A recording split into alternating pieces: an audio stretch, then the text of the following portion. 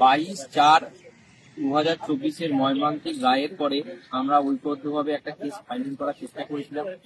তার পরবর্তীকালে অনেকটা দিন ঘুরিয়ে যাওয়ার পরে আজকে 10/2/2025 সিবিআই স্যার জাজমেন্ট রিজার্ভ করবেন বলে দিলেন, এবং সেইটা বলা যাবে না যে কতদিনের মধ্যে আপলোড হবে, বাট আপলোডটাও এইরকম পদ্ধতিতেই হবে যে একটা নির্দিষ্ট ডেটে আমরা জানা যাবে যে যেরকম ভাবে আমরা চেক করে জানতে পারি যে আমাদের কেসে হিয়ারিং নেক্সট কবে আছে, সেরকম ভাবে জাজমেন্ট কবে হবে সেটারও একটা আপডেট দিয়ে দেবে।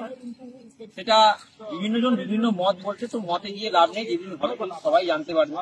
সেই দিন কি করতে হবে, বেসিক্যালি কেউ না আসলেও হবে, কোনো লয়ার না রাখলেও চলবে। সেই দিনকালে শুধুমাত্র এসে জাজমেন্টের মেজর পোর্শন, অর্থাৎ যে জিনিসটা হতে চলেছে সেই জিনিসটা করে শোনালেন, বাকিটা অর্ডার কপিতে আপলোড করে দেবেন। এটাই হচ্ছে মেন ব্যাপার।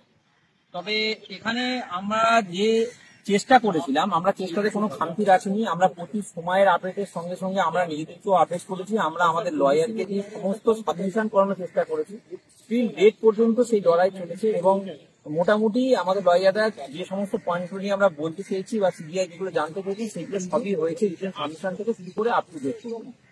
আজকে যখন কোর্ট শেষ হয়ে যায় তখন আমরা সিনিয়রদের সঙ্গে জানতে চাই যে ওনাদের পারসেপশন বা ওনাদের পয়েন্ট অফ ভিউটা কি আছে, সেই বিষয়ে ওনারা জানান যে সিবিআই এর যা মোটিভ তাতে 60 to 70% সেগ্রিগেশনের দিকে আছে। ঠিক আছে, এখন ওনারা একটু পড়াশোনা করবেন এবং আরেকটি বিষয়ের গভীরে যাবেন, তারপরে জাজমেন্টটা লিখবেন। তো আর ম্যাডাম বলেছেন যে আমাদের তরফ থেকে আমরা সবকিছু করেছি, এবারে প্রে করো ভগবানকে এবং দেখা যাক কি হয়। তো সেটা তো ঠিকই আছে। এবারে বিশেষ ইম্পর্টেন্ট যে কথাটা হচ্ছে, সেই কথাটা আমরা উকিলদের সঙ্গে কথা বলার পরে যেটা জানতে পেরেছি যে যে পক্ষই হেরে যাক সে কিন্তু রিভিউ ফাইলিং এ যাবে। ঠিক আছে, তাই আমাদের গ্রুপ যেমন ভাবে ইউনাইটেড আছে, এই ইউনাইটেড গ্রুপ কিন্তু ভাঙলে চলবে না। সেগ্রিগেশনের দ্বারাও যদি আমরা দিতে যাই তাহলেও কিন্তু বিরোধীরা যখন রিভিউ ফাইলিং এ আসবে তখন কিন্তু আমাদের পার্টি হয়ে থাকতে হবে। তারা যাতে খোলা মাঠে গোল না দিতে পারে সেই ব্যবস্থাও করে রাখতে হবে ক্যাভিয়েটের মাধ্যমে। সেই একটা ব্যাপার থাকলেও রিভিউ যদি হেরে যায় তারপরে কিন্তু কিউরেটিভের একটা হচ্ছে অপশন থাকে, কিউরেটিভ ফাইলিং এর একটা অপশন থাকে, তো শেষ অপশন ওটা। তাহলে শেষ অপশন পর্যন্ত কিন্তু আমাদের ইউনাইটেড থাকতে হবে। কখনোই ভাবলে হবে না যে এইখানেই শেষ হয়ে যাচ্ছে।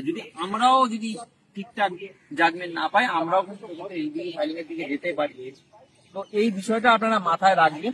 ঠিক আছে, আর এই পর্যন্ত আমাদের যে খরচ হয়েছে বা যে হিসাব হচ্ছে সেই হিসাবও পুরো আপলোড করে দেওয়া হবে। সেই হিসাব আপনারা দেখে রাখবেন, সমস্ত ঠিকঠাক আছে আশা করি। আপনারা দেখবেন কোনো জায়গায় যদি এক্সপ্লেনেশনের দরকার হয় সেটা বলবেন, আমরা এক্সপ্লেনেশন করব। আর বিশেষত আমাদের যে এক্সপায়ারি প্যানেল সমস্ত ব্যাংক স্টেটমেন্টও সেগুলো দেওয়া আছে, সেই বড় মেজর পোর্শন গুলো ব্যাংক স্টেটমেন্টের মাধ্যমেই আপনাদের রিফ্লেক্ট করা হবে। আর একটা বিষয় যে বিশেষত আমাদের আফটার এক্সপায়ারি কোনো রিক্রুটমেন্ট হয়নি সেই কথা ম্যাডাম বলে দিয়েছেন, এবং আরো অন্যান্য বিষয়গুলো যেগুলো মেজর পোর্শন ছিল সেগুলো সবই বলেছেন। আজকে লাস্টের একটা বিষয় স্টেটের রাকেশ দ্বিবেদী বাবু, এটা একটা খারাপ বিষয় উনি বলেছেন, কিন্তু পরে আমি ভিডিওটা শুনলাম, উনি বলছেন অ্যাজ পার বাক কমিটি রিপোর্ট হোয়াইট স্প্রেড যে ইলিগালিটিস এর কথা বলছে সেটা 50 to 60% হতে পারে, এই কথাটা বলেছেন। তো আশা করি সিজিআই স্যার অতটা না গুরুত্ব দিয়ে উনি সিবিআই ডেটা এর উপর গুরুত্ব দেবে, সেগ্রিগেশনের দিকে যাবে, এটা আশা রাখছি। এখন কি হবে তো বলা যাবে না, উনি কি করবেন। তো আপনারা কিন্তু যতক্ষণ না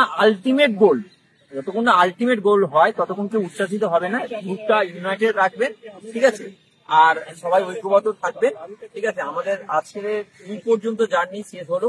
ঠিক আছে, সবাই ভালো থাকবেন।